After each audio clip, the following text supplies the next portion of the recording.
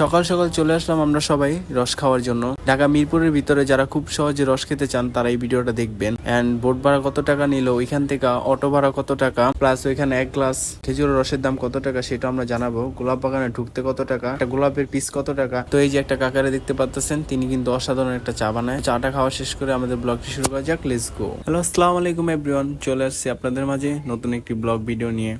আজকের ব্লগটি হচ্ছে আমরা চলে যাচ্ছি রস খাওয়ার জন্য। তার জন্য সকাল সকাল বের হয়ে গেলাম। আর ভাই যে পরিমাণ কুয়াশা তো ভাই পুরো জমে গেছি গা। যাই হোক, এই যে হাঁটতেছি, তারপর যে পরিমাণ শীত লাগতেছে সেটা বলার বাহিরে। যারা যারা সকালে বের হয় তারাই বুঝবে যে শীতের মর্মটা কি। তো এত পরিমাণ কুয়াশা যে সামনে কিছু দেখাই যায় না। দেখতে পারতেছেন কি পরিমাণ অন্ধকার। তো এই অন্ধকারের ভিতরে রস খাওয়ার একটা মজাই আলাদা। তার জন্য এই যে হাঁটতেছি, এটা বেরিবান্ধের নিচে, আমাদের বেরিবান্ধের এখানে। তো আপনারা মনে করেন এখান থেকে আমরা তো আমাদের পার্সোনাল বোট নিয়ে নিচ্ছি। একটা বোটে আমরা 7 জন যেতেছি। আর এই যে দেখতে পাচ্ছেন আমরা অলরেডি বোটে উঠে পড়লাম। তো দেখতেই পারলেন আমাদের বোটটা স্টার্ট দেওয়া শেষ। তো আমরা রওনা দিয়ে দিলাম সাইদুল্লাহপুর গোলাপ বাগানের উদ্দেশ্যে। তো যারা ঢাকার ভিতরে থাকেন, ঢাকা মিরপুরের ভিতরে থাকেন, তারা সহজে রস খাবেন কিভাবে, তারা কি করবেন, মিরপুর 1 দিয়াবাড়ি গোলচক্কর ওইখানে আসবেন। ওইখানে অনেক বোট পাওয়া যায়, 30 থেকে 40 টাকা ভাড়া সাইদুল্লাহপুর ওইখানে নামাই দিবে।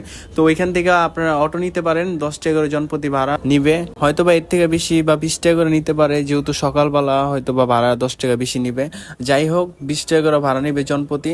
তারপর দেন এই যে দেখতে পাচ্ছেন আমরা চলে আসলাম সাইদুল্লাহপুর এইখানে। তো এখান থেকে এই যে যেটা বলছিলাম যে 10 টাকা করে ভাড়া। তো এই যে দেখতে পাচ্ছেন কাকায় অলরেডি রস পেরে এখানে বসে আছে। তো কাকার রসটা সত্যি মানে ওরা খাইলো, খাওয়ার পর বললো যে হ্যাঁ রসটা অসাধারণ, অনেক মজা, অনেক ভালো। তো ওনারা যেখানে রসটা বিক্রি করতেছে, এটা একটা বাজার, এটা বাজারটার নাম হচ্ছে গোলাপ বাগান বাজার। এইখান থেকে গোলাপ বাগান যায় অল্প একটু, জাস্ট 2 মিনিট লাগে গোলাপ বাগান ঢুকতে এখান থেকে। তো এই যে দেখতে পাচ্ছেন আমিও রসটা নিলাম। রসটা খাওয়া সত্যি আমার থেকে খুবই ভালো লাগলো। আর রসটা অনেক পিওর, মানে অনেক ভালো। আর এখানে 1 গ্লাস রসের দাম 30 টাকা। তো যারা যারা রস খাইতে চান সবাই মিলে চলে আসেন সাইদুল্লাহপুর গোলাপ বাগানে। তো এরপর কি করলাম, আমরা তো রস খাইলাম, প্লাস আমি তো 2-3 গ্লাস মেরে দিলাম একসাথেই, কারণ রস বইলা কথা আর এত ভালো লাগতেছিল। এই জন্য প্রায় 3 গ্লাসের মতো খাইয়া ফেললাম। তো সবাই রস খাইতেছে, আর এই রস খাওয়া নিয়ে সবাই ব্যস্ত, একই জনে 3 গ্লাস 4 গ্লাস করে খাইতেছে। তো যাই হোক, খাওয়াটাও শেষ করে রস নিয়ে নিলাম প্রায় 10 লিটারের মতো। তারপর আমরা চলে যাচ্ছি গোলাপ বাগানের ভিতরে। এখান থেকে গোলাপ বাগান জাস্ট লাগে 2 মিনিট। তো এই যে হাইড্রেটটা দেখতে পাচ্ছেন, গোলাপ বাগানের ভিতরে চলে যাচ্ছি আমরা। আর এই যে কত সুন্দর সুন্দর ফুল, যারা কাপল আসবেন অবশ্যই তাদেরকে ফুল কিনে দেবেন। আর যাদের ফুল পছন্দ তারা তো অবশ্যই এখানে আসবেন, অনেক সুন্দর সুন্দর ফুল আছে। আর এটার ভিতরে যারা যারা ঢুকবেন জনপ্রতি 50 টাকা করে, একটা ফুল ছিললে 100 টাকা করে পিস, মানে পার পিস। তো সাবধানে এটা ঢোকার আগে সবকিছু জাজ করে নেবেন। তো চলে আসলাম আমরা এই যে কাকার চা খাওয়ার জন্য। কাকার চাটা নাকি অনেক মজা, কিন্তু এখানে সবকিছুরই অনেক প্রাইস বেশি, এটা কেন আমি জানি না।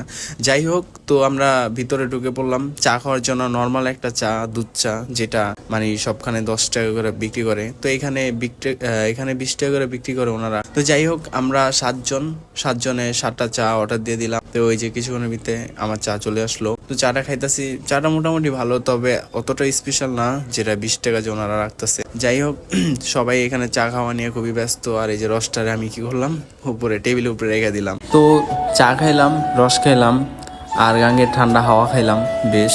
আজকের ব্লগটি আমাদের এখানেই করলাম শেষ। ব্লগটি ভালো লেগে থাকলে অবশ্যই লাইক, কমেন্ট, শেয়ার করে দিবেন। আর দেখা হবে নতুন ব্লগ ভিডিওতে। আল্লাহ হাফেজ।